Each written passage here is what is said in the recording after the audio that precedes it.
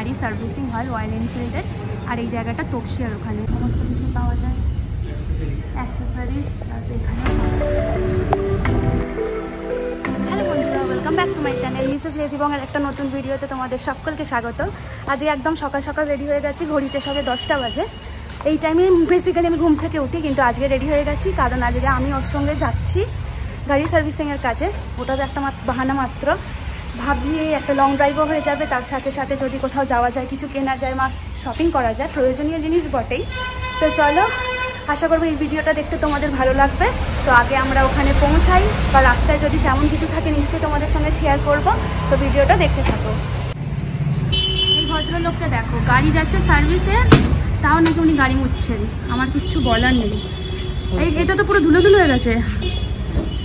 আর আজকে এই যাচ্ছে এখন কোথায়, আমাদের মতো স্যালনে যাচ্ছে, একদম টিপটপ হয়ে ফিরবে। তো চলো আগে এখান থেকে বেরোনো যাক।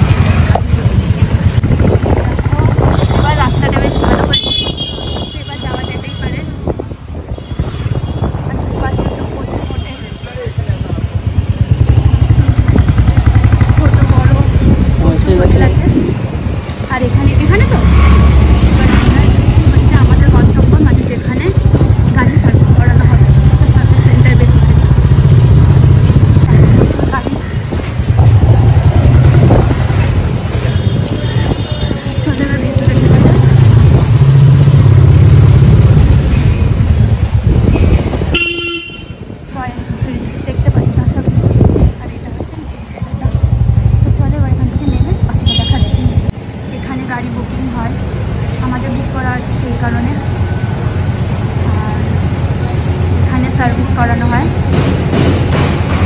তো কী বলে আমি ঠিক জানি না, আর আওয়াজ হচ্ছে বলে হয়তো ভালো করে শোনা যাচ্ছে না। আর এখানে সব টাইম টেবিল সমস্ত কিছু মেনশন করা আছে। চলো বাইরে গিয়ে একবার দেখিয়ে দিই তোমাদেরকে, দাঁড়াও। আর ও গাড়িটা এখানটায় রেখেছে এখন আপাতত, ভেতরে ঢুকিয়ে দিয়েছে। আর এইটা হচ্ছে পুরো জায়গাটা, একটু দূর থেকে দেখাই। বেড, এই দেখো, এইখানে গাড়ি সার্ভিসিং হয় রয়্যাল এনফিল্ডের। আর এই জায়গাটা তপসিয়ার ওখানে। আই থিঙ্ক ওর থেকে পরে কনফার্ম করে তোমাদের আবার জানাচ্ছি।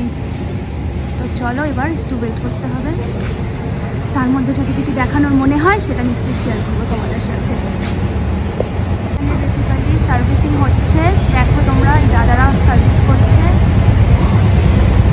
আর এইটা হচ্ছে billing counter plus insurance counter. Just নিচে হচ্ছে আমাদের সার্ভিসিং। আর এখানে সমস্ত কিছু গাড়ি রিলেটেড সমস্ত কিছু পাওয়া যায়, অ্যাক্সেসরিজ প্লাস এখানেও পাওয়া যায়। আর এখানে অ্যাজ ইউজুয়াল ফোনে বিজি।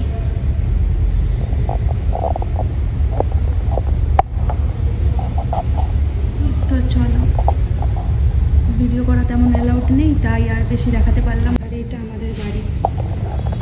এইখানে যে গাড়িটা দেখতে পাচ্ছ এই দাদাটার সার্ভিস করছে, সেটা আমাদেরই গাড়ি। এর মধ্যে অনেকগুলো অ্যাকচুয়ালি প্রবলেম হয়েছিল, তো সেইগুলোই এখন ওরা ঠিক করবে। আর বেশ অনেকটা সময় লেগেছে।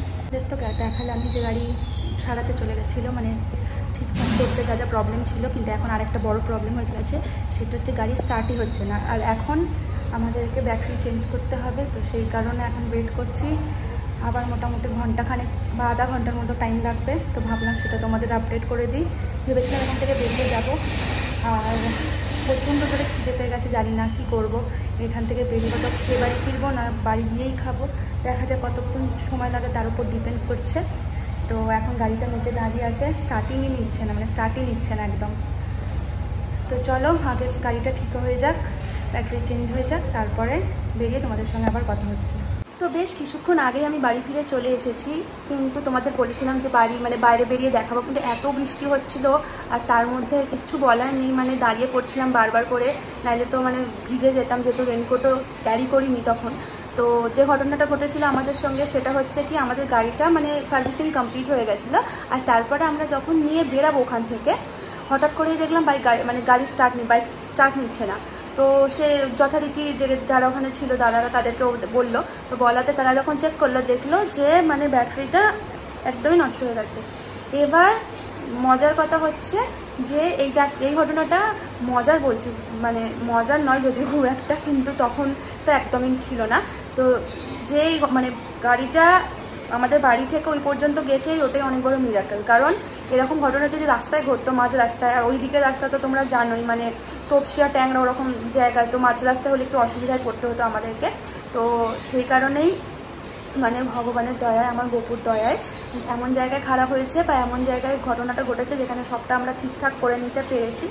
তো সেই কারণেই আর পরে মানে বেরিয়ে ভিডিও করা হয়নি। ভেবেছিলাম যে বাইরে বেরিয়ে খাওয়ার ব্যাপারটাও ঘটেনি, কারণ অনেকটা লেট হয়ে গেছিলো। তোমরা বাড়ি ফিরে চলে এসেছিলাম, টায়ারও লাগছিলো, বৃষ্টিতে পুরো কাক ভেজা হয়ে গেছিলাম। তো এসে আর শরীর একদম দিচ্ছিল না, তাই জন্য শুয়ে পড়েছিলাম। তো ভাবলাম একটুখানি রেস্ট করে এবার উঠেছি, তো ভাবলাম তোমাদেরকে তাহলে ঘটনাটা শেয়ার করি। তো আশা করবো আজকের একটু অন্যরকম এই ভিডিওটা তোমাদের নিশ্চয়ই দেখতে ভালো লাগবে। আর যদি এরকম ধরনের ভিডিও তোমাদের ভালো লেগে থাকে প্লিজ কমেন্টে জানিও, তাহলে আমি একটু এরকম ধরনেরও ডিফারেন্ট মানে দৈনন্দিন জীবনের বাইরেও যদি অনেক কিছু তোমাদের সঙ্গে শেয়ার করতে পারি। তো আজকের ভিডিওটা যদি তোমাদের ভালো লেগে থাকে প্লিজ আমার চ্যানেলটাকে লাইক করো, শেয়ার করো, সাবস্ক্রাইব করো, অনেক ভালোবাসা দাও, যাতে আমি আরও ভালো ভালো ভিডিও করতে পারি। আর ততক্ষণের জন্য আমার এই ভিডিওটা তোমরা একটু এনজয় করো, আর খুব তাড়াতাড়ি একটা নতুন ভিডিওতে তোমাদের সঙ্গে দেখা হচ্ছে। ততক্ষণের জন্য টাটা।